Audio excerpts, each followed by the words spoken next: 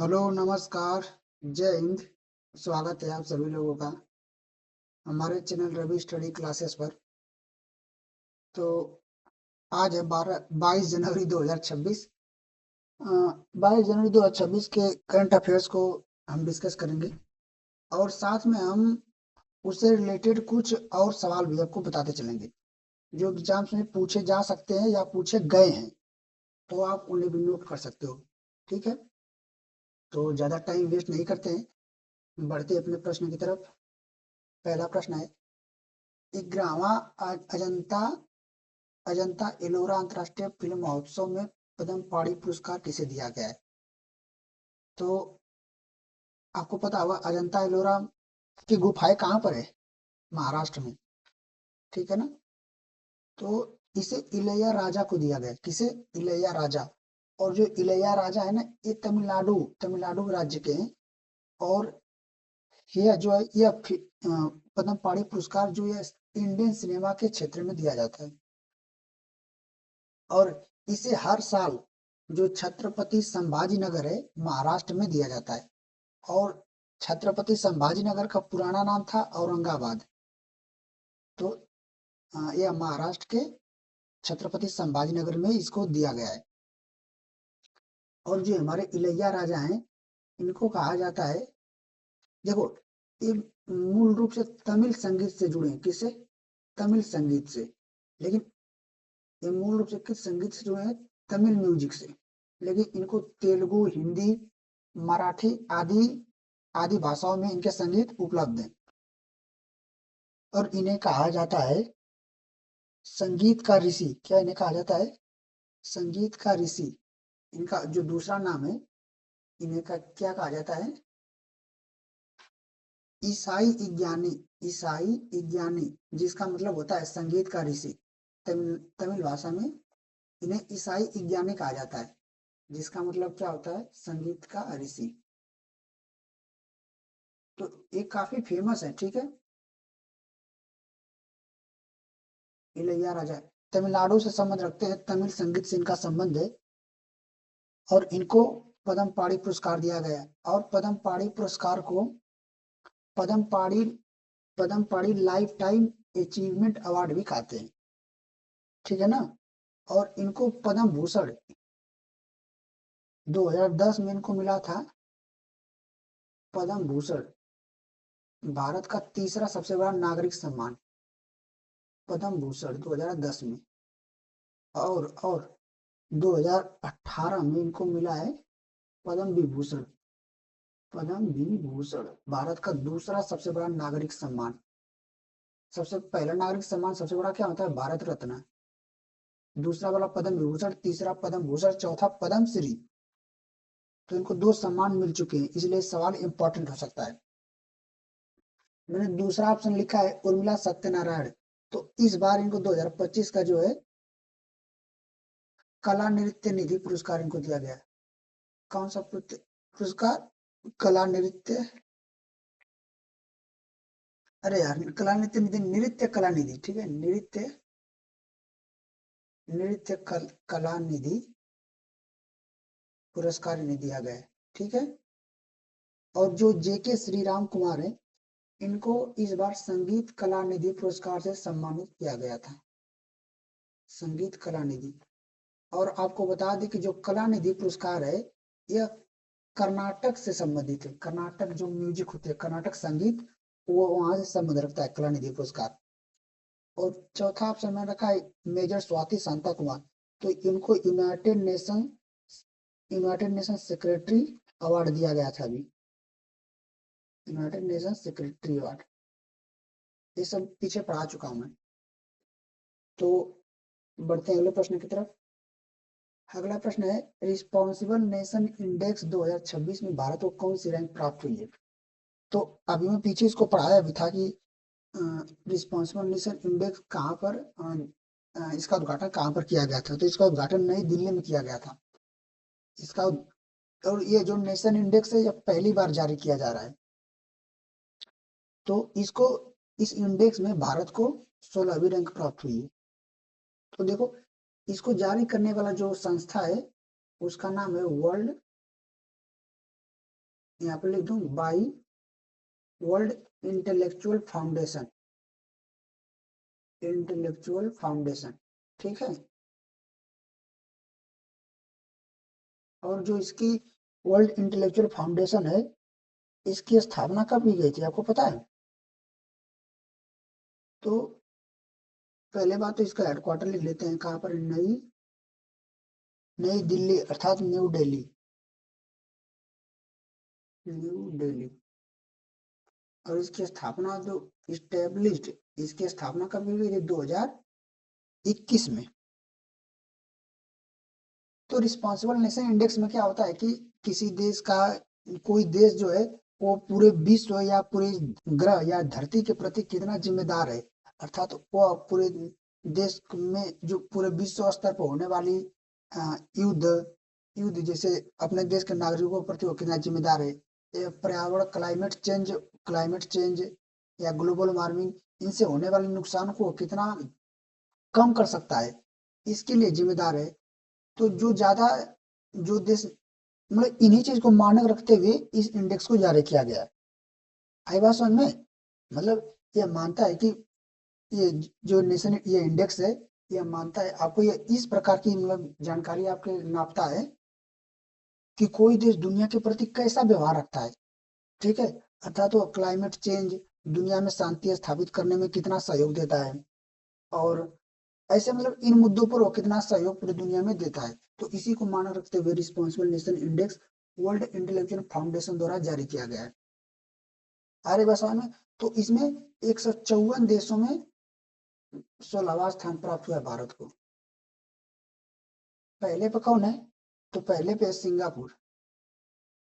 अभी हाल ही में Henley passport index की रैंक आई थी, तो उसमें पहले पे सिंगापुर था, ठीक है। और दूसरे पे इसमें स्विट्जरलैंड है। और आपको बताना है कमेंट करके, हेनले पासपोर्ट इंडेक्स में भारत की कौन सी रैंक आई थी अभी? स्विट्जरलैंड। और तीसरे पे हमारा है डेनमार्क। और अभी डेनमार्क जो है, जो हमारा पोस्ट ऑफिस होता है, पारंपरिक डाक सेवा, उसको बंद करने वाला दुनिया का पहला देश बन गया है। अमेरिका किस स्थान पर आया है? तो पता है, अमेरिका पूरा दुनिया को नाश कर रहा है ना, एकदम नाश दिया है। तो अमेरिका की रैंक है 60वीं। कौन सी? 60 नंबर पे है, ठीक है। चाइना की, चाइना की 68 है। तो ऐसे याद रख लेना आपको। इसको कौन जारी करता है, ये किस लिए जारी होता है, ये समझ में आ गया ना, कि पूरे दुनिया या पूरे विश्व में कौन देश कितना जिम्मेदार है शांति के प्रति, शांति बनाए रखने में, या क्लाइमेट चेंज से होने वाले प्रभावों को कितना वो कम करना चाहता है। तो जो जितना ज्यादा सहयोग देगा, उसकी रैंक उतनी अच्छी आएगी, ठीक है। ताकि हम आने वाले चीजों, आने वाले खतरों से अपने भविष्य में बच सके, इसलिए इंडेक्स जारी किया जाता है। तीसरा प्रश्न है, दूसरा वैश्विक बौद्ध सम्मेलन कहाँ आयोजित किया जाएगा? तो इसे नई दिल्ली में आयोजित किया जाएगा। कहाँ पर? नई दिल्ली में। क्या हुआ है ना, देखो कि इसे पिछली बार 2023 में आयोजित किया गया था, तो इस बार नई दिल्ली में आयोजित किया गया है। और इसे जो है कि जो गौतम बुद्ध थे, उनकी शिक्षाओं को प्रचार प्रसार करने के लिए यह बौद्ध सम्मेलन आयोजित किया गया है। आगे बात समझे। और इसे जो है भारत सरकार की मिनिस्ट्री ऑफ कल्चर अर्थात संस्कृति मंत्रालय और इंटरनेशनल बुद्धिस्ट कॉन्फेडरेशन, इसने international Buddhist international Buddhist confederation, जिसे शॉर्ट फॉर्म में कहते हैं आईबीसी। तो आईबीसी और भारत सरकार के संस्कृति मंत्रालय द्वारा इसे आयोजित किया गया था, आयोजित किया जाएगा, ठीक है। अभी 23 से 26 जनवरी के बीच में। अगर इसकी स्थापना हम देख लें, जो हमारा आईबीसी है, तो इसकी स्थापना हुई थी 2011 में। इसका हेडक्वार्टर अर्थात मुख्यालय कहाँ पर है? नई दिल्ली, ठीक है। तो पूरे विश्व में गौतम बुद्ध जो सिद्धार्थ, ठीक है, जो बुद्ध, महात्मा बुद्ध, उनकी शिक्षाओं को प्रचार प्रसार करने का काम ये संस्था करती। हाँ, मैंने पहला ऑप्शन रखा है पुरी। तो अभी आपको पता होगा कि जो पुरी है वो नल से अर्थात टैप वाटर, तो नल से स्वच्छ जल को उपलब्ध कराने वाला पहला शहर बन गया है। कौन? पुरी। पुरी उड़ीसा में पड़ता है, जहाँ पर जगन्नाथ मंदिर है। और उड़ीसा में कोणार्क मंदिर, लिंगराज मंदिर और जगन्नाथ मंदिर, 3 मंदिर है।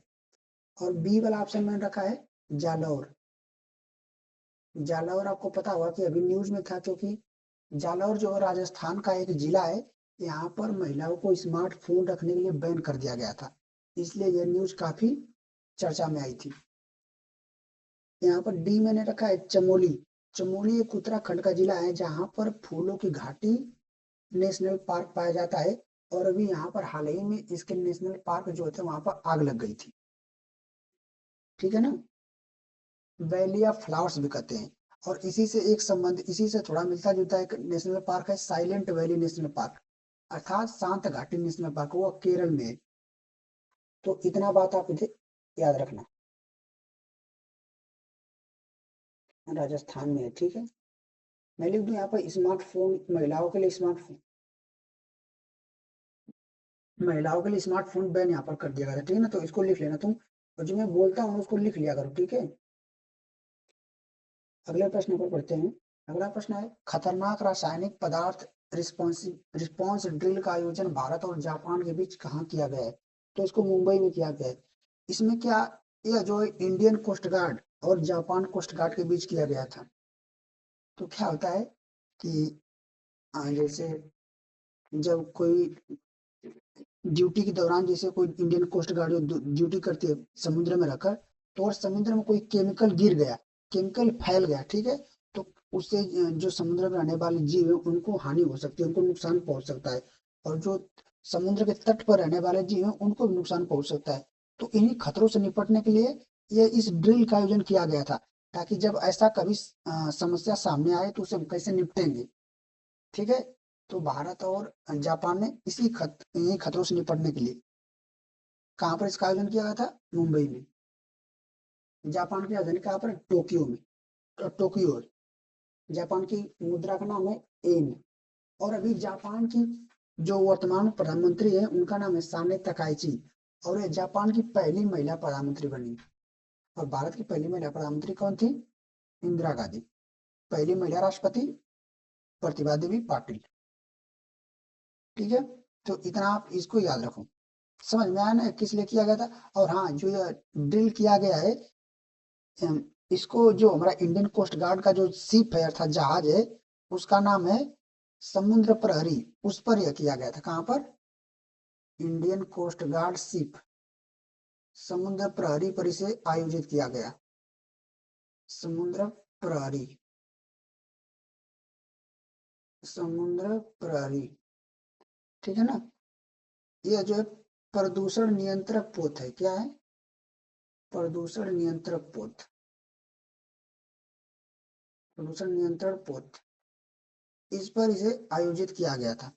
तो हो सकता है यह पूछ दे कि किस लिए, किस शिप पर आयोजित किया गया था, तो आपको पता होना चाहिए। इसका मुख्य काम मैंने बता दिया कि जो समुद्र में केमिकल से होने वाले हानि को, उससे कोई समस्या उत्पन्न हो गई तो उसको कैसे हम डील करेंगे, इसलिए इस ड्रिल को आयोजित किया गया था। ठीक है ना? और इंडियन कोस्ट गार्ड का, देखो इंडियन कोस्ट गार्ड का मुख्यालय कहाँ है? इंडियन कोस्ट गार्ड को बोलते हैं भारतीय तट रक्षक बल। इसका मुख्यालय है न्यू दिल्ली। और इसके वर्तमान में डायरेक्टर जनरल कौन है? DG P Sivamani. इनका पूरा नाम है परमेश परमेश शिवमणि। ठीक है, शिवमणि, या तो पी शिवमणि बोल दो या परमेश शिवमणि। ठीक है, पढ़ते हैं अगले प्रश्न की तरफ। अगला प्रश्न है 86वां अखिल भारतीय पीठासीन अधिकारी सम्मेलन 2026 कहाँ आयोजित किया गया है? तो इसको लखनऊ में आयोजित किया गया था। इसका उद्घाटन उत्तर प्रदेश के राज्यपाल आनंदीबेन पटेल ने किया था। इसमें क्या होता है कि जितने भी विधानसभा या विधान परिषद है उनके अध्यक्ष का सम्मेलन होता है। और इसमें डिसाइड होता है कि जो संसद इसमें जो संसद और विधानसभा के अध्यक्ष है ये मिलकर डिसाइड करते हैं कि जो हमारा डेमोक्रेसी या पार्लियामेंट के जो संबंधित काम है इसको हम कैसे बेहतर बना सकते हैं। ठीक है, देश को कैसे आगे ले जा सकते हैं ताकि जो भी समस्याएं देश में है उनको कैसे हम निपट सकते हैं। तो विधानसभा और विधान परिषद के अध्यक्ष लोग यहाँ पर आते हैं और डेमोक्रेसी से संबंधित चीजों को यहाँ पर मुद्दा रखा जाता है। और यह पहली बार जब आयोजित किया, इसका पहला सम्मेलन जो है 1921 में अंग्रेजों के समय शिमला के हिमाचल प्रदेश के शिमला में आयोजित किया गया था। ठीक है ना। पहला सम्मेलन रखा है जयपुर। अभी राजस्थान के जयपुर में इंडियन आर्मी ने अपनी परेड की थी 15 जनवरी 2026 को, अर्थात इंडियन आर्मी डे के दिन। तो ये पहली बार ऐसी परेड थी जब वो अपने छावनी से निकलकर बाहर कहीं की थी खुले में। और छत्तीसगढ़ दूसरा मैंने ऑप्शन रखा है। अभी अपार आईडी जो होती है ना, जो स्टूडेंट की अपार आईडी होती है उसके जो एकेडमिक डिटेल्स होती है उनको डिजिटली उपलब्ध करवाने के लिए जो अपार आईडी बनाई जाती है, तो उसको बनाने में जो सबसे आगे राज्य रहा है, टॉप पर रहा है, वो छत्तीसगढ़ रहा है। और छत्तीसगढ़ का एक बालोद जिला है, बालोद, वो भारत का पहला बाल विवाह मुक्त जिला बना है। ठीक है ना। और जो हमारी सरकार है, भारत सरकार, यह 2030 तक भारत को बाल विवाह से मुक्त कराने की मतलब एक टारगेट रखी है। और हैदराबाद, हैदराबाद किस नदी किनारे स्थित है? हैदराबाद मूसी नदी के किनारे है। और लखनऊ गोमती नदी के किनारे है। और हैदराबाद में अभी हॉट एयर बैलून फेस्टिवल आयोजित किया गया था। हैदराबाद में हमारी चार मीनार है। लखनऊ को बोलते हैं इमाम बाड़ों का शहर। तो इतना आप चीजें याद रखो इससे। बढ़ते हैं अपने अगले प्रश्न की तरफ। अगला प्रश्न क्या है? बेम्बला नदी सिंचाई परियोजना किस राज्य में शुरू की जाएगी? तो आपको बता दें कि यह महाराष्ट्र में शुरू की जाएगी। कहाँ पर? महाराष्ट्र में। तो एक यहाँ का यवतमाल जिला है। कहाँ पर? यवतमाल जिला, महाराष्ट्र का यवतमाल जिला। वहीं की एक क्षेत्रीय नदी है बेम्बला नदी। तो क्योंकि यहाँ पर बारिश कम होती है इस क्षेत्र में, तो किसानों को सिंचाई के लिए काफी समस्या का सामना करना पड़ता है। तो इसीलिए यहाँ पर बेम्बला नदी को मतलब वहाँ पे बेम्बला नदी सिंचाई परियोजना का उद्घाटन किया गया है और उसे शुरू किया जाएगा। ठीक है। कहाँ पर? महाराष्ट्र में। और अभी मैंने कल ही या परसों बताया था कि महाराष्ट्र के नागपुर जिला में जो सिकल सेल एनीमिया नामक बीमारी होती है ना, उसको उसके लिए अरुणोदय अभियान को शुरू किया गया। मतलब सिकल सेल एनीमिया बीमारी से होने वाले रोगों को, होने वाली समस्या को जागरूक, ताकि लोगों में इसकी जागरूकता फैले, इसके लिए किसका, कौन सा अभियान? अरुणोदय अभियान को शुरू किया गया महाराष्ट्र में। ठीक है। और अभी मध्य प्रदेश में कह रहा था पानी टाइगर रिजर्व, उसको श्री विष्णुधर वाकड़कर के नाम पर वाकड़कर टाइगर रिजर्व रखा जाएगा। ठीक है।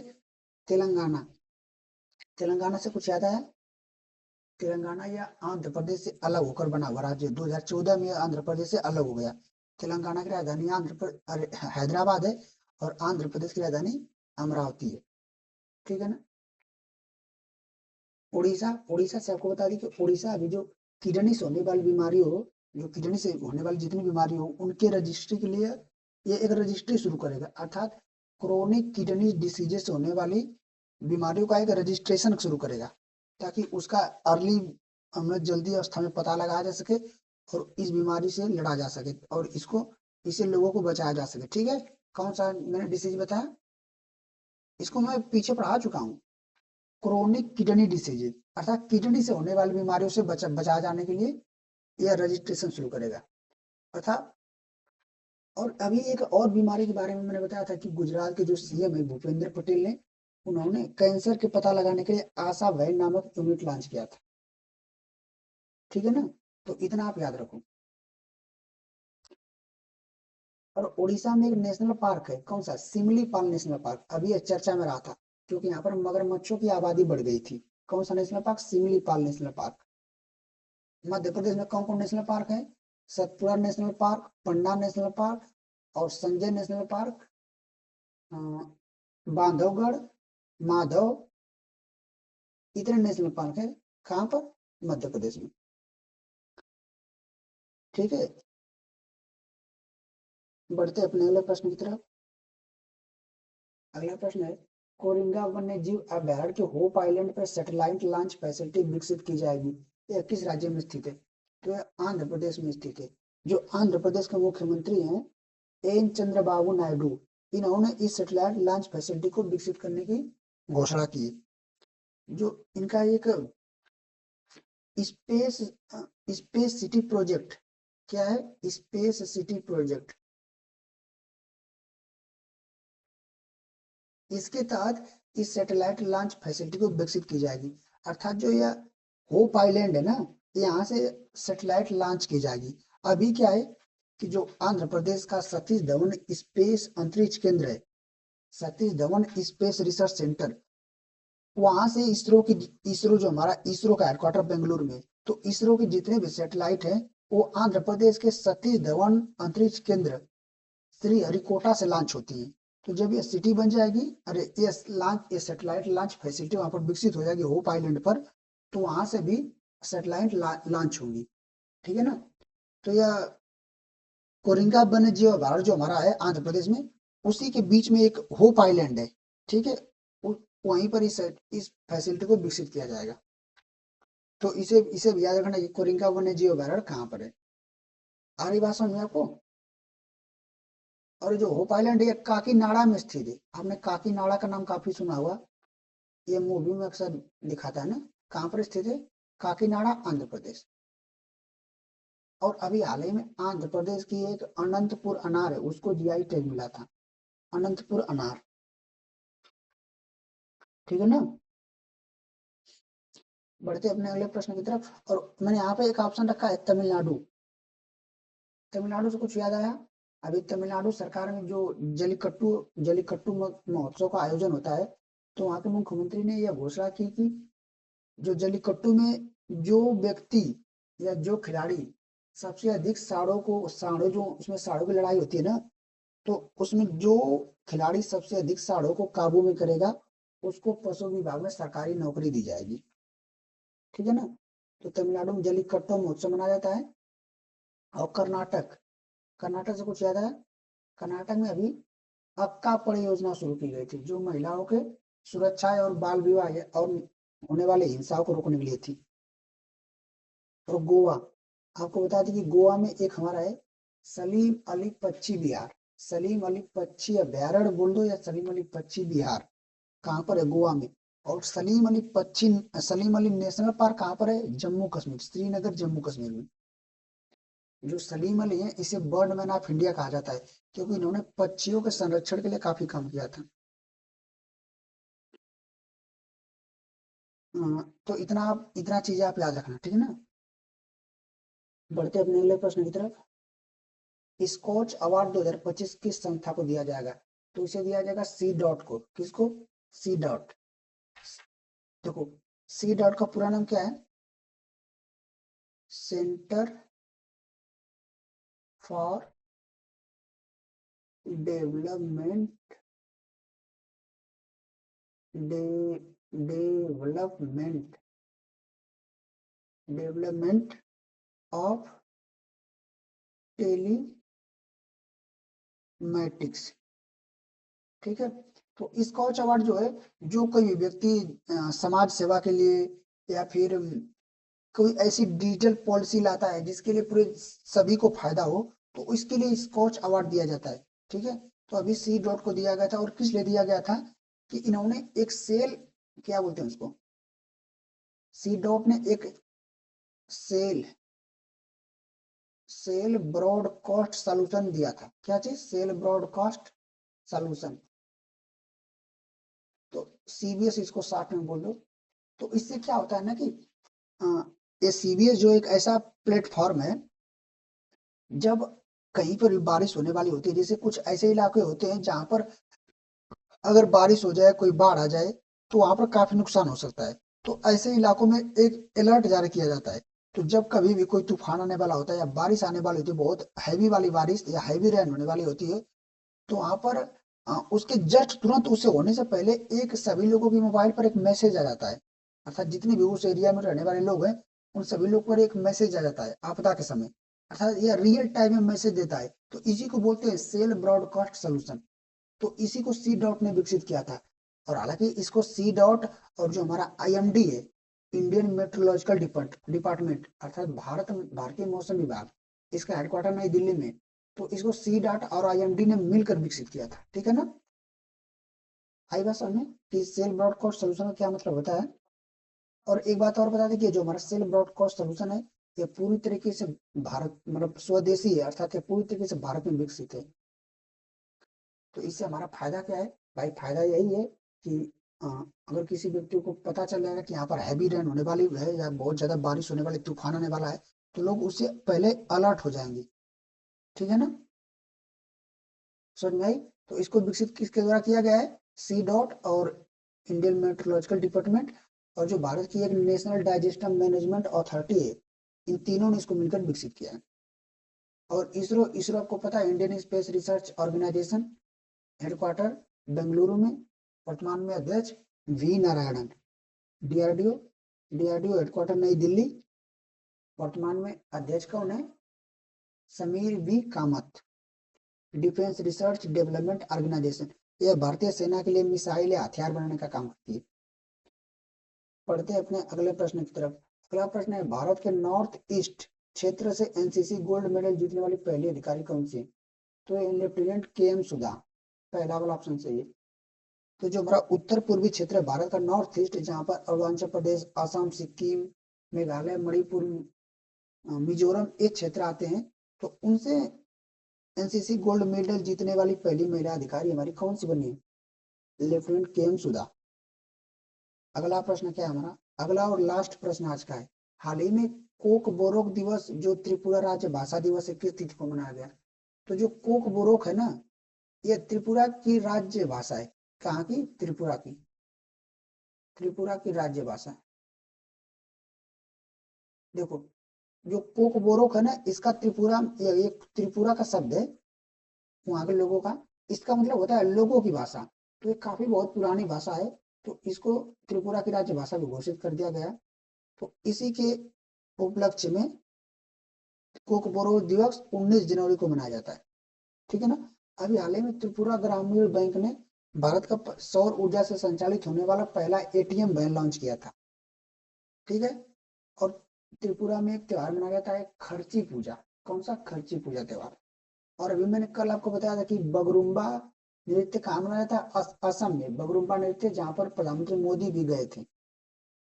और एक मैंने बताया था बथुकम्मा महोत्सव, बथुकम्मा महोत्सव तेलंगाना में, जो कि आंध्र प्रदेश के राज्य, आंध्र प्रदेश के कुछ भागों में उसको मनाया जाता है।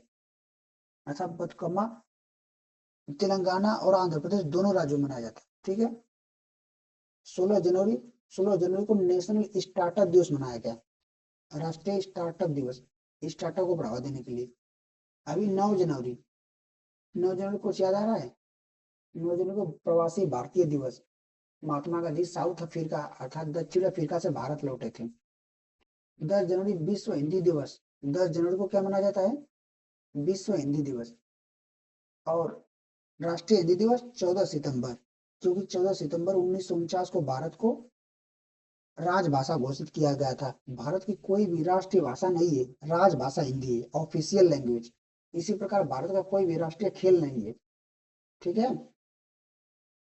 इसका कहीं भी उल्लेख नहीं है संविधान में। आई बात समझे? तो इतना याद रखना। जैसे ही 14 सितंबर, मैंने बताया 14 सितंबर क्या होता है? राष्ट्रीय हिंदी दिवस। उसी पर, और ये विश्व हिंदी दिवस 10 जनवरी को है, लेकिन राष्ट्रीय हिंदी दिवस 14 सितंबर को। ठीक है। और उसी प्रकार 16 सितंबर एक आता है, 16 सितंबर को ओजोन दिवस मनाते हैं। और पांच, जब जैसे पर्यावरण से संबंधित चीजें है ना, कि 14 सितंबर, 16 सितंबर ओजोन दिवस, इसी प्रकार 5 जून को पर्यावरण दिवस, और 5 दिसंबर को विश्व मृदा दिवस, विश्व मिट्टी या मृदा दिवस। इसी प्रकार 22 मार्च विश्व जल दिवस, 22 अप्रैल विश्व पृथ्वी दिवस, 11 जुलाई विश्व जनसंख्या दिवस, और 19 नवंबर विश्व शौचालय दिवस, 21 जून योग दिवस, और 21 जून को योग दिवस, 21 दिसंबर को वर्ल्ड मेडिटेशन डे अर्थात विश्व ध्यान दिवस। तो ऐसे आप याद रख लो। ठीक है, जो इंपॉर्टेंट था उसको मैंने बता दिया। और 4 जनवरी को मनाया जाता है ब्रेल दिवस, लुइस ब्रेल के जन्मदिन के रूप में, क्योंकि उन्होंने अंधे लोगों के लिए पढ़ने के लिए लिपि की खोज की थी। तो बस ये वीडियो यार काफी लंबा हो गई, इसको मैं शॉर्ट में रखना चाहता था, बट ठीक है। बहुत बहुत धन्यवाद, आप यहाँ तक आए, अगर आपने लास्ट तक बने रहे। ठीक है, अगर आप इस क्लास की पीडीएफ डाउनलोड करना चाहते हैं तो इस क्यूआर कोड को स्कैन करके डाउनलोड कर लेना। और बाकी मिलते हैं अपने अगले लेक्चर में, अर्थात करंट अफेयर की अगली क्लास में। तब तक के लिए सभी लोगों को जय हिंद, जय भारत।